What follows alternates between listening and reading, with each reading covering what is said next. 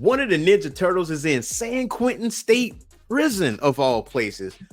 Which turtle is it, and why is he there? Roll that intro, cuz. Yeah.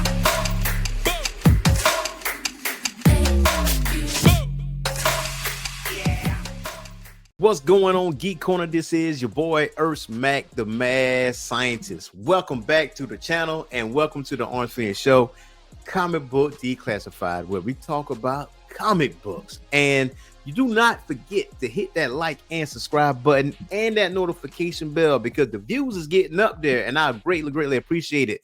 But the likes need to match that as well, because the more likes we get, the more we get more like-minded individuals such as yourself. So again, hit that like and subscribe button and that notification bell, and stick around to the end of the video, because we're going to talk about the next comic we're going to cover, and that will be released on Friday. So now let's get into some Teenage Mutant Ninja Turtles #1. So as I stated in the intro, this takes place in San Quentin State Prison, and obviously you see turtle hands and you see the humans in prison looking at this said turtle, and he sits there, thinking to himself, like, listen, I'm in here with a bunch of scumbags, so on and so forth. I know one of them is thinking about trying to shank me, but I can guarantee you, if they try to do it, it'll be the last time they're going to do it. I mean, let's be real. Like, you part of the Teenage Mutant Ninja Turtles. Like, if I'm a Ninja Turtle and I'm in San Quentin State Prison and I'm the only mutant in that prison, I have nothing to worry about, especially with my ninja skills. I'm self-aware. I know when people try to attack me from behind. Like, come on now. Like, to do that would be the dumbest move ever for a prisoner to do against a mutant that is just so happened to be a ninja. And on top of all that, it is Raphael. Are you really surprised that it's Raphael that's in the state prison? I mean, it's not overly complicated here. I mean, Raphael has the shortest temper of the Ninja Turtles, right? So for him to be in prison, like, what would happen if he was in prison? We get to find that out. And clearly, he talks about himself. He's like, only his friends call him Raph, but it's been a long time since someone called him that, and that is fine with him. Now, as you see him going back to his cell, he sits there and he relaxes. And, you notice that he has a bunch of books in there, and he just thinks to himself, why he hear prisoners crying in their cells. He hear people trying to take a nap. He, hear people talking, and he also hear 3 prisoners trying to escape. And here's what's interesting about this is that at any point in time, Raphael can get out of prison. Like, he can escape, and that's just a no-brainer. And once he finds out that these prisoners are trying to escape, obviously he intervenes. So Raphael is not there as a villain. He is there because he wants to be there. Because once he found these prisoners, there was a short little scuffle, and obviously he makes quick work of those guys. And he goes back to his cell like nothing happens. And obviously, he has a little flashback on him having fun with his brothers, and he says something around the lines of about freedom. He like, you have no idea what freedom is. And that's when he had that flashback with his brothers. But clearly nothing happens to Raphael, because he didn't really do anything wrong, and no one really knows that he was the one who stopped the prisoners from escaping, and they're unconscious and all that other stuff. So you fast forward into the prison yard, and you see a conversation between Raphael and this mysterious figure. And the figure says, "You knew, didn't you? And you didn't think to say something before they tried to escape." And Raph responds, "Not much fun in that, is there?" And so this figure responds, "Is that what you think you're here for? Fun?" And Raph responds, "Well, it's certainly not for the food."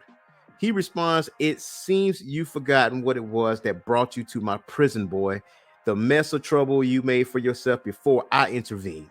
And Raph says, "It's kind of hard, and you keep reminding me." And he said, "Well, I'm going to remind you once again. I own you, mutant." So clearly the person that he's partnered up with is not very likable. in that regard. But he states, no one else knows why you're here, not even the guards, because I still don't know who I can trust within these walls.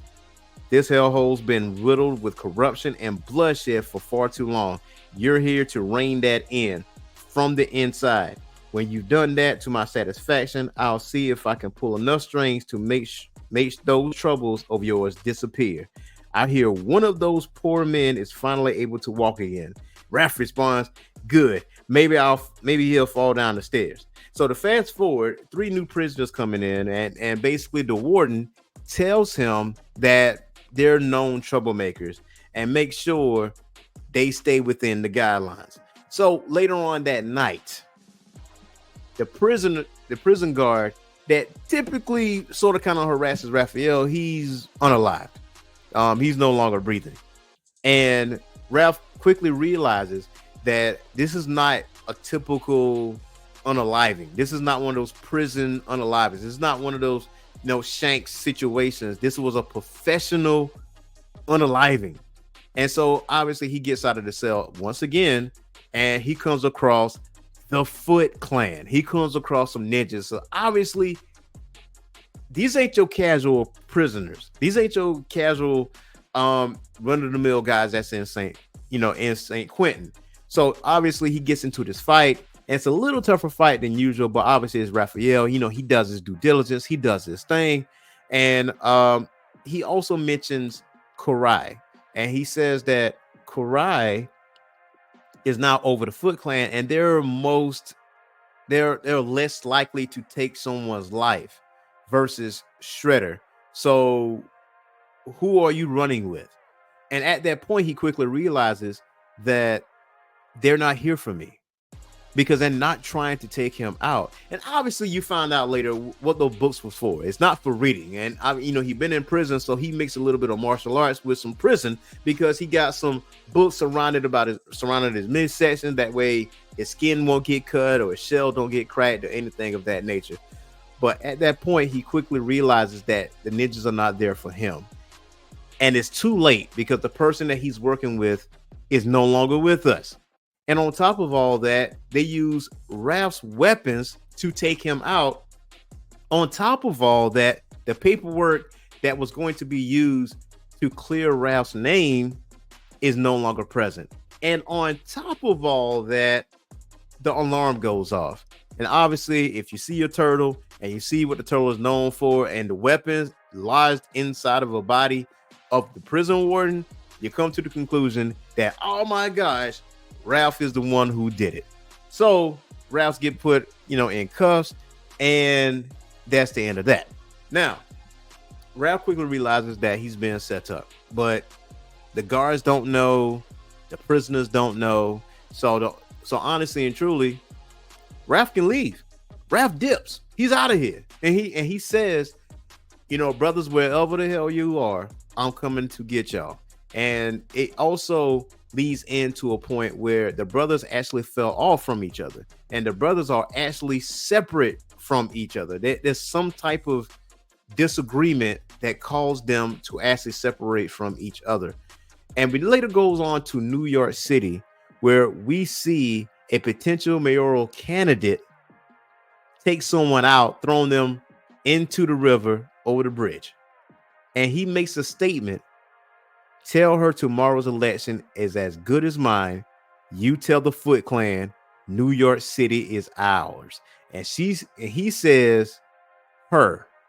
So Kurai is over this Foot Clan allegedly, and they are poised to try to take over the city. And that is Teenage Mutant Ninja Turtles #1. And the next issue will be my favorite turtle, Michelangelo, and I will be getting that.